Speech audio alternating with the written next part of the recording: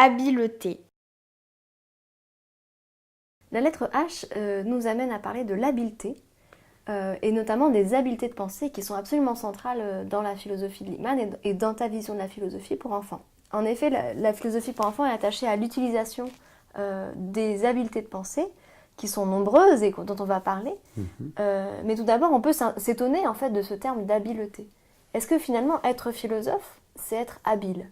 Et en quoi ça consisterait cette façon d'être habile en philosophie ? C'est être habile à utiliser tout un ensemble d'outils qui vont nous donner la possibilité de donner de plus en plus de sens à l'expérience que nous vivons et même à la reconstruire, cette expérience, de telle manière qu'elle soit encore plus vivable par la suite. Bon, parmi ces habiletés, la liste est quasiment infinie, mais disons qu'il y en a quatre grandes qui ont été identifiées par Lippmann que je trouve importantes. L'habileté de raisonner, l'habileté de rechercher, l'habileté de conceptualiser et l'habileté de traduire. Et chacune d'elles, là, il y a toute une série qui peuvent être développées.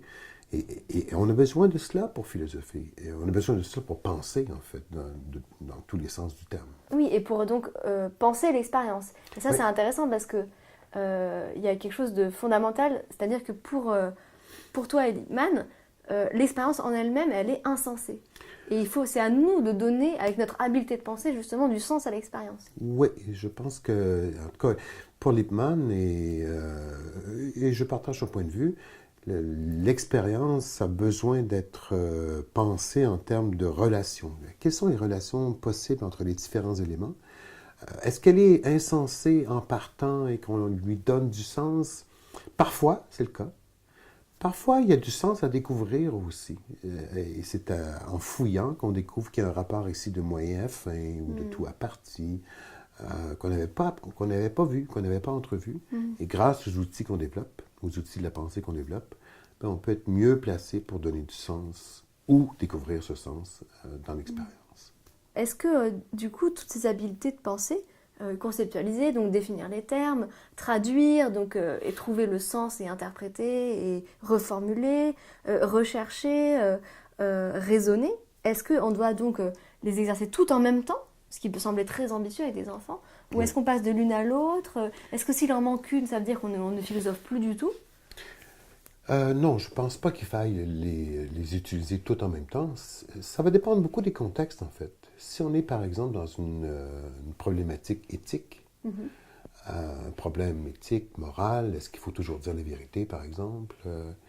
Là, je pense que l'habileté consistant à dégager les conséquences ou à voir les intentions va être beaucoup plus interpellée, mobilisée que l'habileté qui consisterait à définir les termes qu'on emploie, par exemple.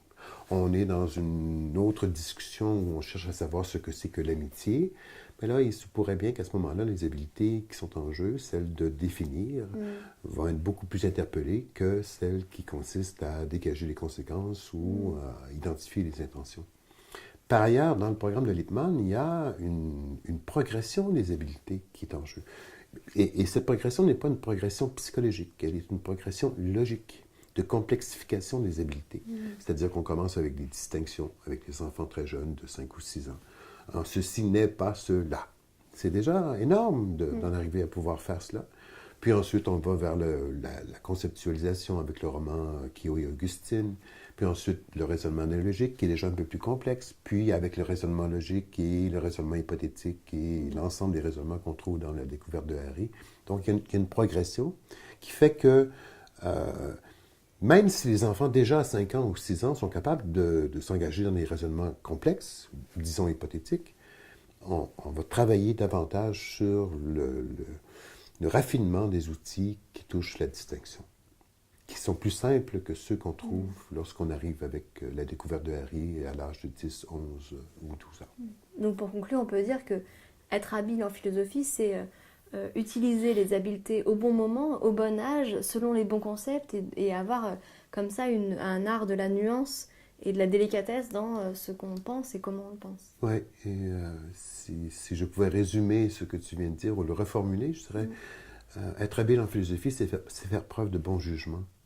C'est être capable de savoir quel est l'outil qui convient selon la situation particulière dans laquelle on se trouve à ce moment-là.